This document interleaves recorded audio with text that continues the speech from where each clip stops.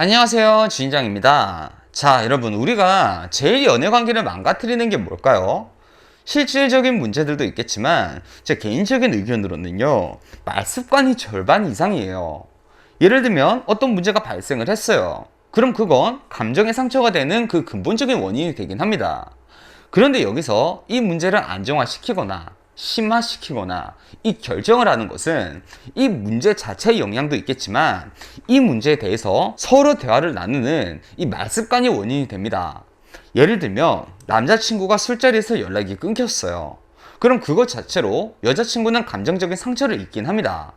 하지만 이 뒤에 남자친구가 자신의 입장을 잘 설명을 하고, 그리고 나에겐 당신이 걱정할 만한 일이 정말 없었고 이게 내 잘못인 걸 알아요. 그리고 나는 앞으로 이렇게 할 거예요.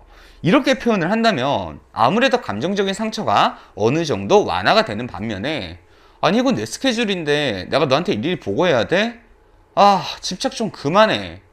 이런 표현이 나온다면 사실 이 말에서 더 큰 상처를 받게 되는 것이죠. 이렇듯 말투, 말습관이란 관계에 어마어마한 영향을 주는데요.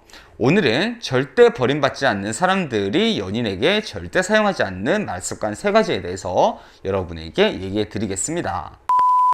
첫 번째, 상대방을 과대 매도하는 말. 연인과의 트러블은요, 여러분 언제든 생길 수 있습니다. 그런데 습관적으로 이렇게 말하는 사람들이 있어요. 넌 매번 그래. 됐어. 내가 너한테 바랄 게 뭐가 있겠니? 이렇게 상대와 대화를 하고자 하는 것이 아니라 일방적으로 상대한테 데미지를 가한 뒤에 나몰라라 하는 대화법을 즐겨 사용하시는 분들이 있어요. 이 말을 들은 상대방은 내가 뭘 그렇게 잘못했다고 지금 연인으로서 내 자존감을 깎아내리는 말까지 들어야 하나, 이런 생각을 하게 되겠죠. 여기서 가장 상대방이 화가 나는 말은 과대 매도를 하는 단어인 매번이에요. 넌 왜 이 문제에 대해서 그렇게 삐딱하게 생각해? 이 정도 말에는 분노할 만한 건덕지가 그렇게 크게 없습니다. 상대 입장에서도 이런 말을 들었을 때 자신이 왜 이런 생각을 하는지 얘기하고 그 의견 간극을 대화를 통해 줄여나가면 그만이겠죠. 하지만 넌 왜 매번 삐딱하게 생각해? 자, 이 말은 넌 항상 삐딱하게 생각하는 틀린 생각을 하는 사람이야. 자, 이런 말이 되어버리거든요. 그럼 실제로 상대가 이걸 받아들일까요? 아니죠. 워드 하나가, 단어 하나가 이렇게 중요한 겁니다. 이 매번이라는 단어가 들어감으로써 아예 문장의 의미가 달라지는 거예요. 습관적으로 이런 말들을 사용하고 상대방에게 화를 돋군 뒤에 상대가 내가 뭘 그렇게 생각했는데, 내가 언제 매번 그렇게 했는데, 이렇게 얘기를 하고 나면 아, 됐어. 내가 뭐라 그랬어? 이런 식의 반응을 돌려주는 사람은 상대 입장에서 보면 답답함과 분노감이 쌓이고, 어느 순간에 그 감정이 터지고 나면 나와의 관계를 정리하게 될 소지가 높아지는 거예요. 두 번째, 논쟁 성취적 대화. 자, 사람마다 말을 잘하는 사람이 있고 말 주변이 좀 없는 사람들도 있죠. 특히 보통 논리적인 스타일의 남자분들이 비교적 좀 말 주변이 없는 여자분들을 대상으로 갈등 상황에 논리적 압도를 하시는 경우가 많은데, 문제가 있습니다. 물론 그 상황을 논리적으로 보면요, 이 논리적인 말에는 논리적 허점이 없을 수가 있어요. 말 그대로 그냥 맞는 말일 수가 있는 것이죠. 그리고 이런 분들은 내가 지금 뭔가 말해서 틀린 게 아닌데 내가 왜 지금 져야 돼? 이렇게 하는 게 맞는 거잖아. 이런 생각을 하는데, 여러분 우리가 이 연인 관계에서 지금 무슨 법정에서 지금 재판을 하는 게 아니잖아요. 내가 이렇게 논리적으로 말했을 때 이 사람이 받아들이면 얼마나 좋겠습니까? 근데 받아들이기가 힘들어하는 사람한테는 이게 앙금이 남는 거예요. 쉽게 말하면 우리가 아무리 자명하게 맞는 얘기를 해도요, 어린애한테 그걸 얘기를 해봐야 뗐으면 그거 알아듣습니까? 못 알아듣고 그 분위기에 의해서 억지로 참아내도 그게 진짜 나중에 가면 나는 엄마 아빠한테 그 당시에 상처받았어, 이런 얘기 나오잖아요. 똑같아요. 성인이라고 이런 기질이 다 없는 게 아니란 말입니다. 더욱이나 연애에서는 내 어린 면, 내 감정적인 면을 상대가 받아주길 바라면서 연애를 하는 분들이 많기 때문에 이런 논쟁 성취적 대화를 습관화해버리면 그 순간에는 그 사람이 굴복을 합니다. 그리고 나도 논쟁적 승리감을 맛볼 수가 있어요.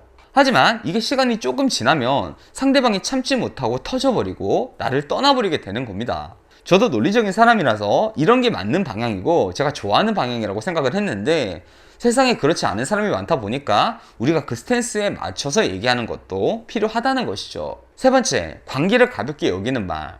요즘은 여러분, 이 연애라는 것이 그렇게 무거운 시대는 아니잖아요. 뭐 만나다가 아니면 헤어질 수도 있지. 솔직히 저마저도 그런 생각을 하긴 합니다. 서로 열렬히 사랑해야지만 연애를 시작하는 게 아니라 이 사람이랑 더 알아가 보고 싶고 이성적으로 지금 호감이 생겨나고 이 호감이 발전할 소지가 있다, 이렇게 생각하면 연애를 시작할 수 있다고 생각을 해요. 그러다 이 호감이 더 발전하지 않아서 이별한다고 해서 그게 상대방에 대한 죄를 짓는 것이라고도 생각하지 않습니다.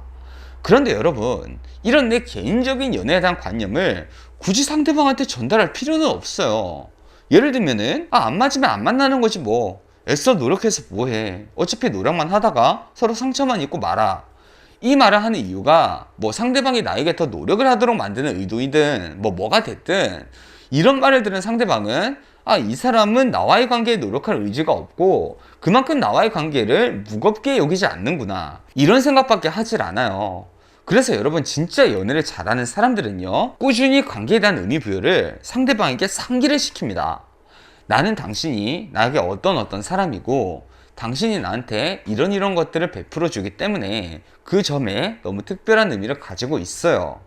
이런 식으로 상대방이 나에게 얼마나 무거운 사람인지를 얘기하고, 또 상대방도 마찬가지로 내가 상대에게 어떤 의미인지를 꾸준히 상기하도록 만들어서 관계를 돈독하게 유지를 해 나가는 것이죠. 결혼 준비를 하면서도 뭐 빨리 갔다가 안 되면 빨리 돌아오는 것도 괜찮겠다, 이런 얘기까지 농담 삼아 하시는 분들이 있던데, 어떤 상대가 이렇게 말하는 상대를 보고 나는 이 결혼을 하면서 평생 이 사람이랑 함께 할 생각인데 이 사람은 그러지 않는구나, 이런 생각을 안 하겠습니까?